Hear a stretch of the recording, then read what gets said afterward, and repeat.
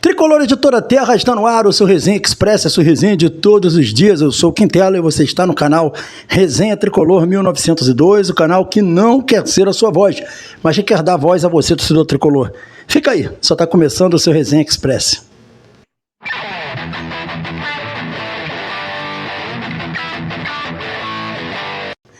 Resenha Express voltando, eu peço aos amigos e às amigas para não se esquecerem de se inscrever no canal, ativar o sininho das notificações e deixar o like.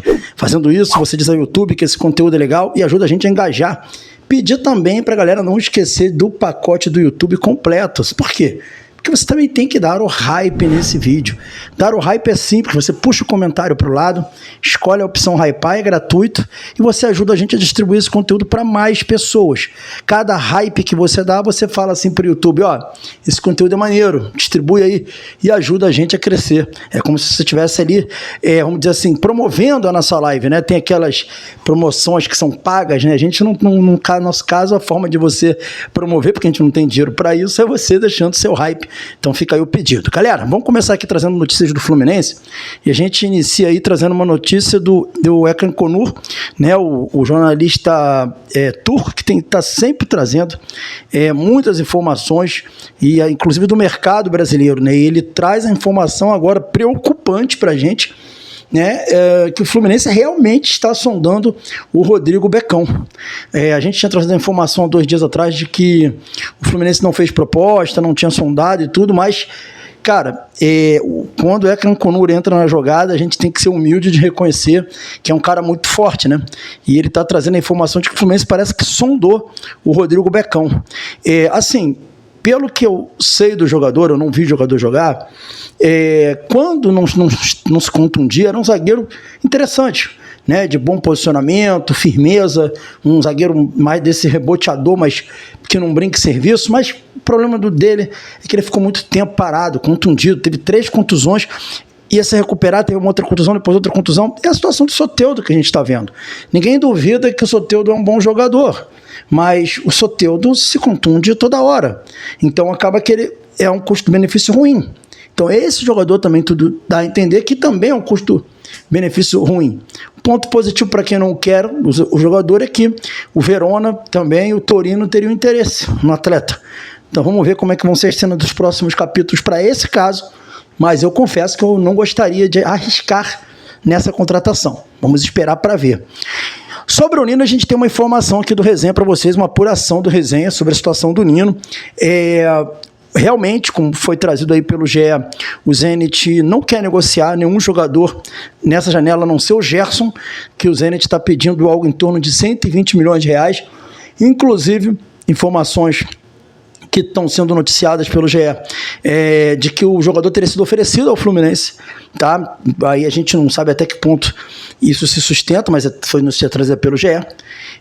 Mas o caso do Nino é muito complicado, porque o Zenit não quer negociar o Nino agora, ele quer que o Nino, só quer pensar em negociar o Nino no meio da janela, né, na próxima janela de meio de ano, só que o Nino não quer ficar no Zenit. O Nino está tentando junto ao Zenit uma liberação, tá? Então a última cartada do Fluminense, essa é uma atualização que eu trago para vocês, está mais no Nino do que no próprio Fluminense, porque o Fluminense recebeu essa resposta do Zenit, dizendo que o Zenit não quer negociar e o Fluminense não pode fazer muita coisa. Agora o Nino é que está tentando individualmente convencer o Zenit a liberá-lo. Então está muito mais no esforço individual do Nino agora do que propriamente no Fluminense. O Nino está tentando argumentar com o Zenit aquela questão do filho, né, que tem um filho em condições especiais, enfim, que ele precisa estar no Brasil, perto da família, aquela coisa toda. Mas o Zenit, você sabe que o russo não se comove muito com muita coisa, né? Geralmente eles são muito diretos nas coisas, né? E o Zenit, ele não quer, o Zenit quer ter o jogador que ele contratou por mais tempo. Então a situação não está totalmente superada, o Fluminense não perdeu essa possibilidade agora, e porque tem um Nino na jogada, mas está muito difícil essa transferência nesse momento do Nino para o Fluminense, porque os russos estão batendo o pé e não querem liberar o Nino agora. O Fluminense estaria disposto a pagar o valor que o Zenit está pedindo, mas o Zenit não quer negociar. E aí a gente vai ter que esperar para ver o que vai acontecer. Provavelmente nos próximos dias a gente vai ter uma informação melhor sobre a situação, para a gente poder saber que rumo vai ser dado para essa situação do Nino. Eu não me arriscaria em dizer que o Nino não vem, mas eu posso garantir que é uma situação muito difícil, é uma negociação que está muito complicada, tá? Então essa é uma situação que eu queria trazer para vocês nesse momento. Vamos para a próxima notícia aí. A gente aqui não fica com esse negócio de enrolar, porque não, a gente fala direto o que tem que ser dito aí.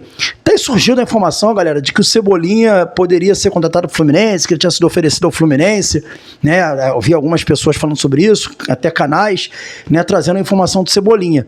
O que a gente fez? A gente fez o que manda o bom jornalismo, né? A gente tentou contato com o empresário do jogador, enviamos e-mail para os representantes do atleta, para a empresa representante do jogador, tentamos contatos também diretamente com o próprio empresário, né, a respeito dessa possibilidade, e a gente recebeu uma resposta acerca dessa situação do Cebolinha. A informação que chegou para a gente é que os representantes não foram sondados pelo Fluminense. Realmente o Cebolinha pensa em seguir um rumo daqui para o ano que vem diferente, né? Ele quer ter mais minutos, quer jogar mais, mas não chegou nenhuma sondagem do Fluminense, não chegou nenhuma manifestação de interesse do clube, e nem para o Flamengo, nem para o jogador. Então o Cebolinha a princípio permanece no Flamengo até que surja realmente uma oportunidade que seja boa para o Flamengo e para o jogador. O Cebolinha recebe um salário no Flamengo de quase 2 milhões de reais por mês, gira em torno de 1 milhão e 700 mil, um salário muito alto. O Fluminense teria que estar disposto a pagar isso, e como não houve sondagem segundo os representantes, né, me responderam, eu prefiro acreditar que isso aí é mais uma especulação do que propriamente uma possibilidade de negócio entre o Cebolinha e também o Fluminense, tá? Então eu vou por esse caminho aí, eu vou caminhar por esse caminho que me chegou a mim, que foi literalmente informado a mim aí nessa sequência, tá bom? Vou ficar nessa sequência aí. Dando sequência aqui, a gente vai falar agora sobre Gabriel Fuentes, notícia trazida aí pelo GE, repercutida por toda a imprensa tricolor, segmentada, a imprensa geral, é que o Júnior de Barranquilla e o Atlético Nacional estão interessados na contratação do atleta, tá? O Fluminense foi sondado, foi procurado pelos dois clubes que têm um interesse no jogador. A princípio, a negociação com o Fluminense seria por empréstimo. Como o Fluminense não tem interesse de manter o jogador no seu grupo, né, o empréstimo é visto com bons olhos, né? O Fluminense não quer pagar o salário, então para o Fluminense ele vê com bons olhos o empréstimo do jogador para o Júnior de Barranquilla e para o Atlético Nacional. Vai depender muito do staff do atleta, que queria tentar uma negociação ainda com algum time brasileiro, mas parece que não houve procura de time brasileiro. Então tudo indica que o Fuentes pode voltar para o Júnior de Barranquilla, ou mesmo fechar com o Atlético Nacional, que seria aí até para internamente lá na Colômbia uma traição, né? Porque ele é jogador do Júnior de Barranquilla, revelado pelo Júnior, campeão pelo Júnior, então ele pode de repente pintar no Atlético Nacional, mas a situação do Fuentes é essa. O Fluminense está disposto a emprestar desde que o clube que contrate pague o salário integral do jogador, que para os padrões do futebol colombiano é um salário alto, tá? Ainda mais que ele recebe em real, então é considerado um salário alto lá para os padrões do futebol colombiano, mas a situação do Gabriel Fuentes é essa. E para fechar, galera, vocês devem ter visto aí o polêmico vídeo do BAP, né, presidente do Flamengo, que gerou muita polêmica, até por conta de uma fala infeliz dele a respeito de uma jornalista da TV Globo. Não vou entrar aqui no mérito dessa polêmica, acho que tem muita coisa para além disso, eu não conheço o contexto disso, então não vou entrar nessa polêmica, mas vou entrar numa outra polêmica. O BAP se insinuou que clubes grandes do futebol brasileiro estão usando o Flamengo para tentar transformar os seus clubes em SAF e esses dirigentes virarem CEO, né? Numa clara menção à situação do Fluminense, não só o Fluminense, mas o Fluminense com certeza foi o foco da crítica, né? Ele estava dando uma criticada no Mário Bittencourt claramente, né? Eu vou botar para vocês um pedacinho do vídeo em que o BAP fala, se liga aí, ouça vocês mesmos e tirem suas próprias conclusões. Eu acredito que em 2029 o único clube do Brasil que não seja SAF seja o Flamengo. Eu vejo muitos dirigentes de clube tocando o clube de maneira leniente para piorar o resultado, para chegar e dizer, olha para o Flamengo, como é que eu vou competir com esses filhos das putas? Só se eu virar SAF. Eu tenho um investidor e, para deleite de vocês, eu estou aqui para ser o CEO da SAF. Isso está acontecendo com vários clubes no Brasil, enquanto eu estou falando com vocês. Vocês viram aí o que o BAP falou? Então, ele foi muito claro, né? Muito claro, não sei se ele tá... Ele dá a entender que não tá falando só do Fluminense. Mas o Fluminense é o clube incipiente aí, nesse processo de SAF, então provavelmente ele está pensando no Fluminense quando ele fala isso. E vocês acham que o BAP tem razão no que ele fala? Você acha que... Porque assim, essa teoria do BAP é a teoria que muitos torcedores do Fluminense utilizam.